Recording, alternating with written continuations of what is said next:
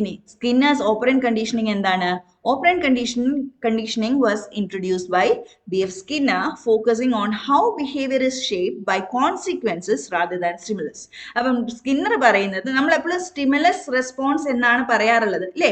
പക്ഷേ Skinner concentrate ചെയ്യുന്നത് റെസ്പോൺസിലാണ്. അതായത് ഇപ്പം നമുക്കൊരു റെസ്പോൺസ് ഉണ്ടെന്ന് വെച്ചോ, ഈ റെസ്പോൺസിന് നമ്മൾ കൊടുക്കുന്ന റിയാക്ഷൻ അല്ലെങ്കിൽ നമ്മൾ കൊടുക്കുന്ന സ്റ്റിമുലസ് അനുസരിച്ച് നമുക്ക് ആ റെസ്പോൺസിനെ എന്ത് ചെയ്യാം? ഒന്നുകിൽ നമുക്ക് അതിനെ സ്ട്രെങ്തൻ ചെയ്യാം, അല്ലെങ്കിൽ ആ റെസ്പോൺസിനെ നമുക്ക് എന്ത് ചെയ്യാം?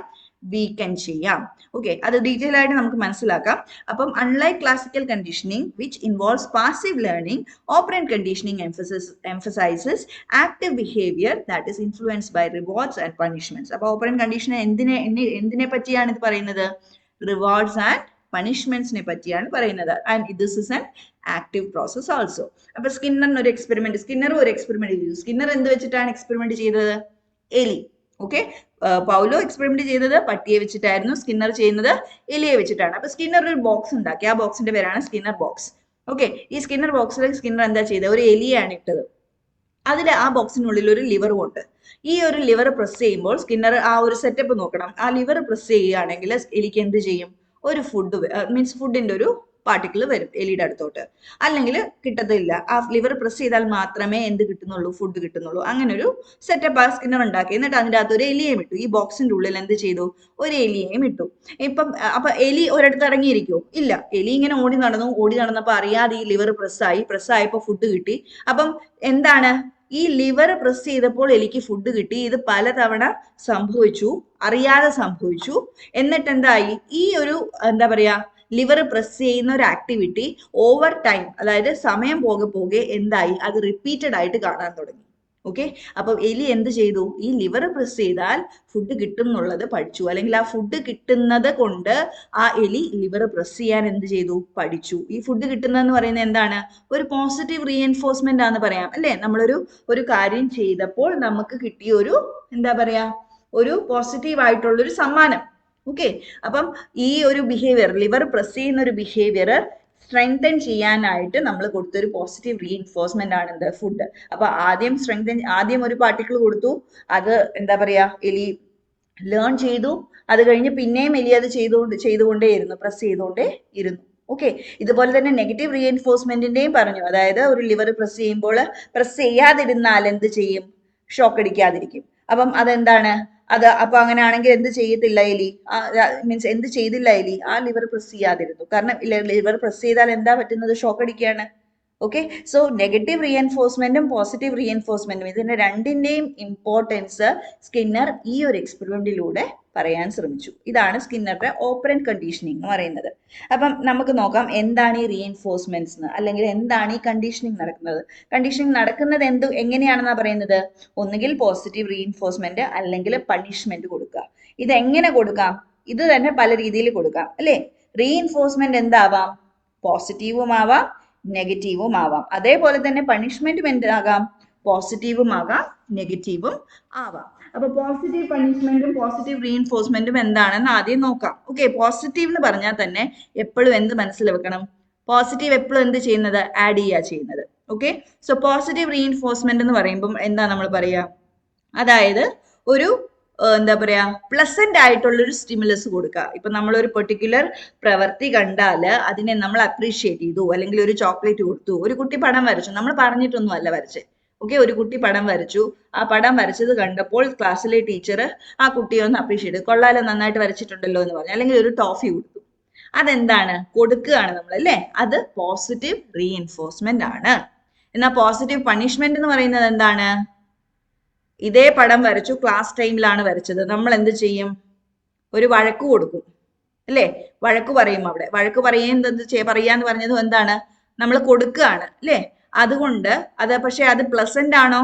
അല്ല. വഴക്ക് കേൾക്കുന്ന ആർക്കെങ്കിലും ഇഷ്ടമുണ്ടോ? ഇല്ല. സോ അത് പ്ലസന്റ് അല്ലാത്തതുകൊണ്ട് കുട്ടി ക്ലാസ്സിലിരുന്ന് പടം വരയ്ക്കാതിരുന്നു, മീൻസ് പടം വരയ്ക്കുന്നത് കുറച്ചു. ഓക്കെ, സോ പോസിറ്റീവ് എന്ന് പറയുന്നത് എപ്പോഴും എന്താണ്? റീഇൻഫോഴ്സ്മെന്റ് ആണെങ്കിലും പണിഷ്മെന്റ് ആണെങ്കിലും അത് കൊടുക്കുന്നതാണ്. ഇപ്പം പോസിറ്റീവായിട്ടൊരു കമന്റ് കൊടുക്കുക, അല്ലെങ്കിൽ നെഗറ്റീവായിട്ടുള്ളൊരു കമന്റ് കൊടുക്കുക. പോസിറ്റീവായിട്ട് കമന്റ് കൊടുക്കുന്നത് നമ്മൾ റീഇൻഫോഴ്സ് ചെയ്യും. നെഗറ്റീവായിട്ട് കമന്റ് കൊടുക്കുമ്പോൾ ആ ഒരു എന്താ പറയാ, റെസ്പോൺസിനെ എന്ത് ചെയ്യും? നമ്മൾ വീക്കൻ ചെയ്യും. ഓക്കെ, അതാണ് പോസിറ്റീവ്. എന്നാൽ നെഗറ്റീവ് ആണെങ്കിൽ എന്താ ചെയ്യുന്നത്? നെഗറ്റീവ് എന്ന് പറഞ്ഞാൽ എപ്പോഴും റിമൂവ് ചെയ്യുന്നതാണ്. പോസിറ്റീവ് ആഡ് ചെയ്യാണ്, നെഗറ്റീവ് എന്ത് ചെയ്യാണ്? റിമൂവ് ചെയ്യാണ്. അപ്പൊ നെഗറ്റീവ് റീഇൻഫോഴ്സ്മെന്റ് എങ്ങനെയാ ചെയ്യുന്നത്? ഇപ്പൊ നമ്മളൊരു കുട്ടി എന്നും എന്താ പറയാ ഹോംവർക്ക് ചെയ്യാതെ ക്ലാസ്സിൽ വരിക എന്ന് വെച്ചു. ഓക്കെ, ഞാൻ എന്നും വഴക്ക് വാങ്ങിക്കുന്നുണ്ട്. അപ്പം ഒരു ദിവസം ആ കുട്ടി ഹോംവർക്ക് ചെയ്ത് വന്നാൽ നമ്മൾ എന്ത് ചെയ്യും? വഴക്ക് പറയാതിരിക്കും അല്ലേ? ആ വഴക്കെന്ന് പറഞ്ഞ സ്റ്റിമുലസിനെ നമ്മൾ എന്ത് ചെയ്യും? റിമൂവ് ചെയ്യും. ഓക്കെ, അത് എന്ത് ചെയ്യാം? വഴക്കെന്ന് പറഞ്ഞ സ്റ്റിമുലസ് കിട്ടാതിരിക്കുമ്പോൾ ആ കുട്ടിക്ക് എന്താവാം? ആ കുട്ടി മോട്ടിവേറ്റഡ് ആയിട്ട് അടുത്ത ദിവസവും ഹോംവർക്ക് ചെയ്ത് വരാൻ ചാൻസസ് ഉണ്ട്. അപ്പം ഹോംവർക്ക് ചെയ്ത് വരിക എന്നുള്ളൊരു ബിഹേവിയറിനെ നമ്മൾ എന്ത് ചെയ്യാണ്? നെഗറ്റീവ് റീഇൻഫോഴ്സ്മെന്റോട് കൂടി അതിനെ ഇൻക്രീസ് ചെയ്യാൻ അല്ലെങ്കിൽ സ്ട്രെങ്തൻ ചെയ്യാൻ ശ്രമിക്കുകയാണ്. ഓക്കെ, അതേപോലെ നെഗറ്റീവ് പണിഷ്മെന്റ് എന്നാണ്. പണിഷ്മെന്റ് നെഗറ്റീവ് എന്ന് പറഞ്ഞാൽ എന്താണ്? നമ്മൾ റിമൂവ് ചെയ്യാണ്. അപ്പൊ നെഗറ്റീവ് പണിഷ്മെന്റ് എന്ന് പറഞ്ഞാൽ എന്താണ്?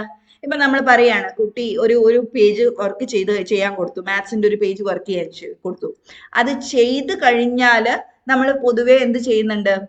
മീൻസ് അത് ചെയ്ത് കഴിഞ്ഞാൽ ആ ഒരു പെർട്ടിക്കുലർ ടൈം കഴിഞ്ഞാൽ ആ കുട്ടിക്ക് എന്താ പറയാ മൊബൈൽ കാണാൻ കൊടുക്കുന്ന അലൗഡ് ആയിട്ടുള്ള സമയമാണ്. എന്നാൽ അത് ചെയ്തില്ലെങ്കിൽ നമ്മൾ എന്ത് ചെയ്യും? ആ മൊബൈല് കാണാൻ അനുവദിച്ച സമയം നമ്മൾ മൊബൈൽ കൊടുക്കാതിരിക്കുക. അതായത് മൊബൈൽ എന്ന് പറഞ്ഞ ആ സ്റ്റിമുലസിനെ നമ്മൾ റിമൂവ് ചെയ്യുക. ആ സ്റ്റിമുലസിനെ റിമൂവ് ചെയ്യുന്നതോടുകൂടി കുട്ടിക്ക് എന്തറിയാം?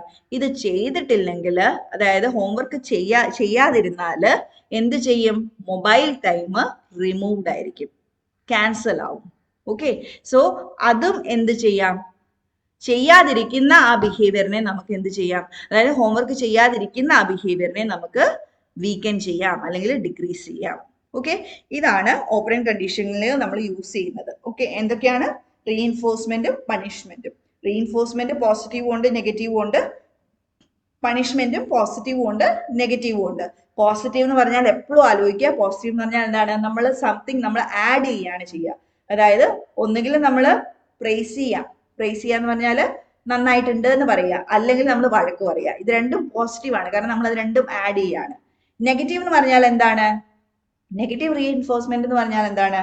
നമ്മൾ വഴക്ക് പറയാതിരിക്കുക.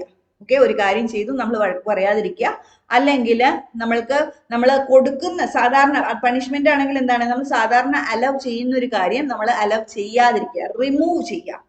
ഓക്കെ, അതാണ് എന്ത്? നെഗറ്റീവ് ആയിട്ടുള്ള റീഇൻഫോഴ്സ്മെന്റ് അല്ലെങ്കിൽ പണിഷ്മെന്റ്. ഓക്കെ, ഇത് ക്ലിയർ ആണെന്ന് വിചാരിക്കുന്നു. നെക്സ്റ്റ് നമ്മൾ നോക്കേണ്ടത് both theories highlight different aspects of learning. Classical conditioning focuses on the association between stimuli, while operant conditioning emphasizes how behavior is modified by its consequences. അപ്പോൾ രണ്ടിന്റെ മനസ്സിലായില്ലേ എന്താ ഡിഫറൻസ് എന്ന്? ക്ലാസിക്കൽ കണ്ടീഷനിങ് എന്ന് പറയുന്നത് എന്താണ്? ഒരു സ്റ്റിമുലസ് ആയിട്ടുള്ള ഒരു അസോസിയേഷൻ ആണ് എക്സ്പ്ലെയിൻ ചെയ്യുന്നത്. എന്നാൽ ഓപ്പറന്റ് കണ്ടീഷനോ അതിന്റെ കോൺസിക്വൻസസ് ആയിട്ടുള്ള ഒരു അറ്റാച്ച്മെന്റ്, റെസ്പോൺസിന്റെ കോൺസിക്വൻസസ് ആയിട്ടുള്ള അറ്റാച്ച്മെന്റ് ആണ് എക്സ്പ്ലെയിൻ ചെയ്യുന്നത്. Together they form the foundation of behaviourist theory, which views learning as A process of foaming associations and behaviour changes through external stimuli and reinforcement. Okay, so ഇതാണ് നമ്മുടെ എന്ത്? Behaviouristic theory of learning. ഇനി ഇത് രണ്ടും compare ചെയ്താൽ നമുക്ക് എന്തൊക്കെ എഴുതാം? ആരാ ഫൗണ്ടേഴ്സ് എഴുതാം അല്ലെ? ക്ലാസിക്കൽ കണ്ടീഷനിങ് ആരുടെയാണ്? പൗലോയുടെ തിയറിയാണ്. ഓപ്പറന്റ് കണ്ടീഷനിങ് എന്ന് പറയുന്നത് സ്കിന്നറുടെ തിയറിയാണ്. പിന്നെ എന്തിനു ഫോക്കസ് ചെയ്യുന്നതാണ് ക്ലാസിക്കൽ കണ്ടീഷനിങ്? ഒരു അസോസിയേഷൻ അല്ലെ ബിറ്റ്വീൻ സ്റ്റിമുലൈ ആൻഡ് റെസ്പോൺസ്. എന്നാൽ ഓപ്പറന്റ് കണ്ടീഷനിങ്ങോ കോൺസിക്വൻസസ് ഓഫ് ദ ബിഹേവിയറിനെ ബേസ് ചെയ്തിട്ടുള്ള റെസ്പോൺസിന്റെ പഠനം. ഓക്കെ, റീഇൻഫോഴ്സ്മെന്റ് അല്ലെങ്കിൽ പണിഷ്മെന്റ് കിട്ടുന്നതനുസരിച്ച് കുട്ടിയുടെ ബിഹേവിയറിൽ വരുന്ന മാറ്റങ്ങളെയാണ് സ്കിന്നറിന്റെ ഓപ്പറന്റ് കണ്ടീഷനിങ്ങിൽ നമ്മൾ കോൺസെൻട്രേറ്റ് ചെയ്ത് പഠിക്കുന്നത്. പിന്നെ നേച്ചർ എങ്ങനെയാണ്? ക്ലാസിക്കൽ കണ്ടീഷനിങ് എന്താണ്? ഇൻവോളണ്ടറി ആണ്. എന്നാൽ ഓപ്പറന്റ് കണ്ടീഷനിങ് എന്താണ്? വോളണ്ടറി ആണ്. പിന്നെ കീ മെക്കാനിസം എന്താണ്? Pairing a neutral stimulus with an unconditioned stimulus. അതായത് ഒരു ന്യൂട്രൽ സ്റ്റിമുലസിനെ ഒരു അൺകണ്ടീഷൻ സ്റ്റിമുലസ് ആയിട്ട് നമ്മൾ പെയർ ചെയ്യാണ് ചെയ്യുന്നത്. ഏതില്? ക്ലാസിക്കൽ കണ്ടീഷനിൽ. എന്നാൽ ഓപ്പറന്റ് കണ്ടീഷനിലോ നമ്മൾ ഒന്നുകിൽ ഒരു എൻഫോഴ്സ്മെന്റ് മോഡിൽ വരും, അല്ലെങ്കിൽ ഒരു പണിഷ്മെന്റ് മോഡിൽ വരും. അത് പോസിറ്റീവും ആവാം നെഗറ്റീവും ആവാം. അതിന്റെ എക്സാമ്പിൾസ് നമുക്ക് പറയാമല്ലോ രണ്ടും. അപ്പൊ ക്ലാസിക്കൽ കണ്ടീഷനിങ് എന്ന് പറയുന്നത് എന്താണ്? It links stimulus, while operant conditioning shades behaviour through rewards and punishment. പിന്നെ എന്താണ്? Classical conditioning is passive. Okay, classical condition എന്ന് പറയുന്നത് നമ്മൾ ആലോചിച്ചൊന്നും ചെയ്യുന്നതല്ല, അത് അറിയാതെ വരുന്നതാണ്, ഇൻവോളണ്ടറി ആണ്. എന്നാൽ ഓപ്പറന്റ് കണ്ടീഷൻ എന്ന് പറയുന്നത് എന്താണ്? ഒരു ആക്റ്റീവ് ആയിട്ടുള്ളൊരു പ്രോസസ്സാണ്. അതായത് ലേണർക്കും അതിലൊരു റോൾ ഉണ്ട്. സോ ഇതാണ് നമ്മുടെ conditioning theory, behaviouristic theories of learning. അതിൽ നമ്മൾ 2 തിയറീസ് ആണ് ഡിസ്കസ് ചെയ്തത്. ഒന്ന് പൗലോസ് ക്ലാസിക്കൽ കണ്ടീഷനിങ് തിയറി, രണ്ടാമത് സ്കിന്നേഴ്സ് ഓപ്പറന്റ് കണ്ടീഷനിങ് തിയറി.